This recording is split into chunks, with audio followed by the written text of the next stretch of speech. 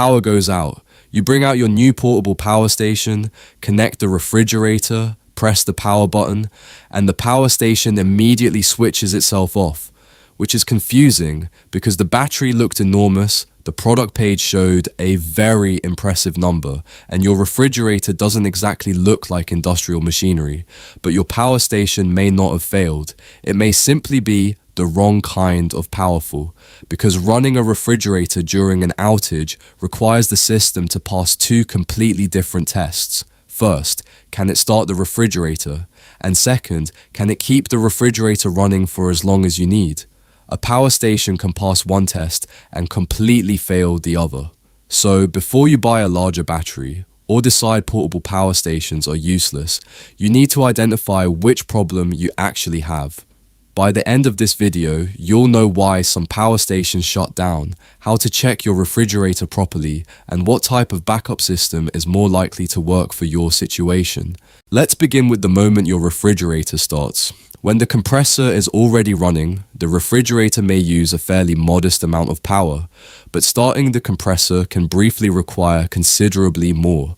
That brief demand is called starting surge. Think of it like pushing a heavy shopping trolley. Keeping it moving may be easy. Getting it moving from a complete stop is where your dignity becomes involved. Your refrigerator's compressor creates a similar problem for the power station. If the power station cannot provide that short burst of output, one of several things may happen. It may show an overload warning. It may switch off its AC outlets.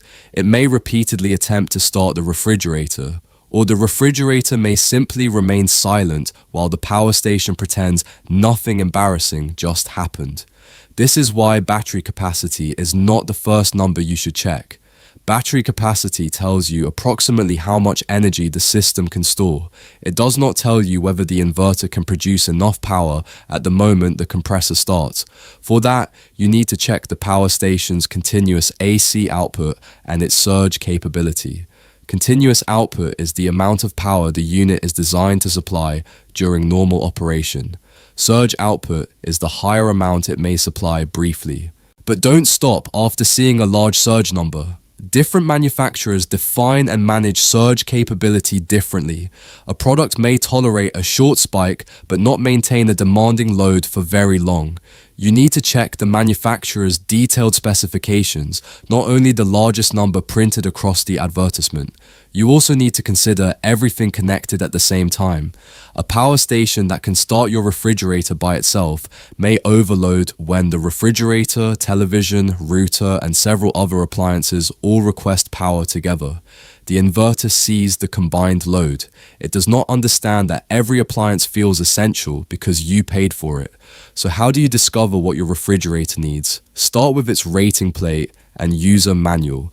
The rating plate is usually found inside the refrigerator compartment, behind the unit, or near the compressor area. It may show voltage, current, and other electrical information.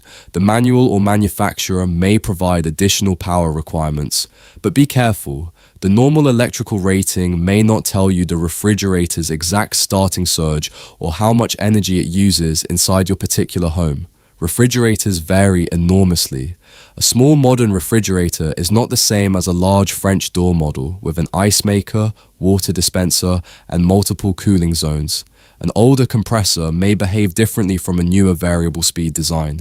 The temperature of the room, the thermostat setting, and the condition of the refrigerator also matter. If you want a more realistic answer, a compatible plug-in power meter can measure the refrigerator's actual energy use over time. Some meters can also record peak demand, although they may not capture every very short startup event accurately. If you are uncertain about the measurement or the appliance connection, consult the refrigerator manufacturer, the power station manufacturer, or a qualified professional. The objective isn't to become an electrical engineer before dinner. You simply need reliable answers to two questions. What is the highest power the refrigerator may demand? And how much energy does it use during the period you want to protect? Now, suppose your power station starts the refrigerator successfully. That still doesn't mean it will keep it cold overnight. This is where battery capacity becomes important. Power and energy sound similar, but they answer different questions. Power determines what the system can operate at a particular moment. Energy determines how long it can continue doing it. A power station might have a strong inverter and a small battery. That system could start the compressor perfectly, then run out of stored energy several hours later. Another system might have plenty of battery capacity, but an inverter that cannot handle the startup demand. One can start the refrigerator but cannot last. The other can theoretically last but cannot start. You need both abilities in the same system. Fortunately, you do not need to perform a page of calculations. Let's use one simple example. Imagine you measure your refrigerator over a representative full day and it consumes approximately 1.2 kilowatt hours. That is an illustrative figure, not a promise about your refrigerator. Your model may use more or less. If you only need to protect it overnight, you might estimate the relevant portion of that daily energy use. Then add the router, a few efficient lights, and phone charging. Finally, leave room for conversion losses, changing conditions, and a sensible reserve. You should not plan to use every advertised watt hour as though the battery will deliver every last drop under every condition. The useful buying result is not an impossibly precise answer. It is a realistic capacity range with breathing room. If the calculation suggests your overnight essentials may need around 1 kilowatt hour, buying a system with exactly 1 advertised kilowatt hour leaves very little margin. The refrigerator may run more frequently in a hot room. Someone may open the door repeatedly. The freezer may begin a cooling cycle. And apparently the power cut is when everyone suddenly needs to inspect the yogurt. Your system should tolerate real household behavior, not only the most optimistic version of it. This gives us 3 common homeowner situations. Situation 1. You experience short outages and only need to protect the refrigerator for a few hours. In that case, a modest portable power station may be enough, provided its AC output and surge capability are compatible with your refrigerator. You may not need the largest battery available. You need one that can start the compressor reliably and provide enough usable energy for the expected interruption. Situation 2.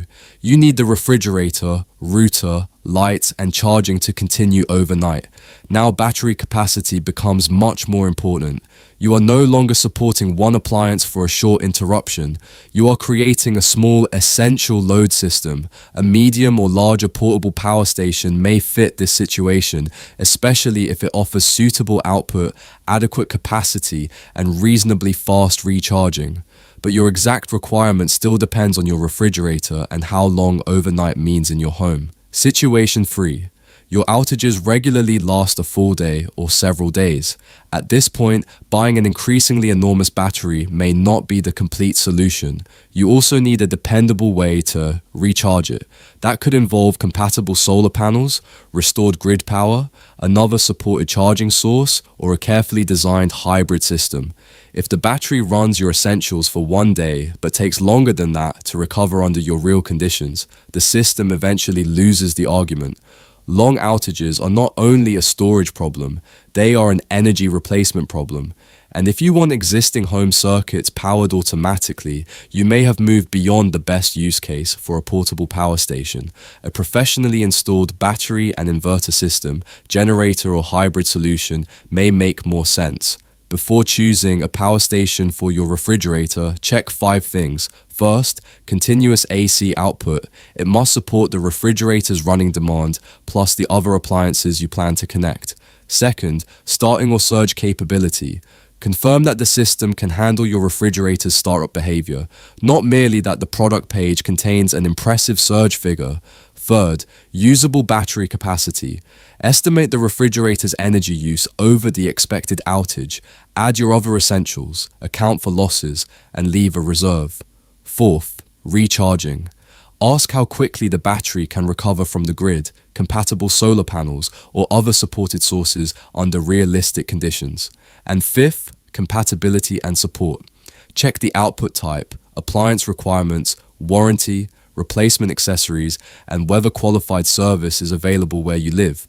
A cheap power station becomes less impressive when one unusual cable fails and its replacement is enjoying life on another continent. Once you have a suitable system, use it according to both manufacturers' instructions. Keep the power station in an appropriate, dry and ventilated location. Do not obstruct its cooling vents, use suitable cables, and avoid improvised electrical connections. Never attempt to feed power backward into your home through a wall outlet. If you want a backup system connected to your home's wiring, use approved transfer equipment and a qualified installer.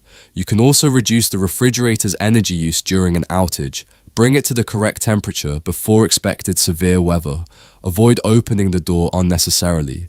Decide what you need before opening it instead of standing there waiting for the refrigerator to suggest dinner.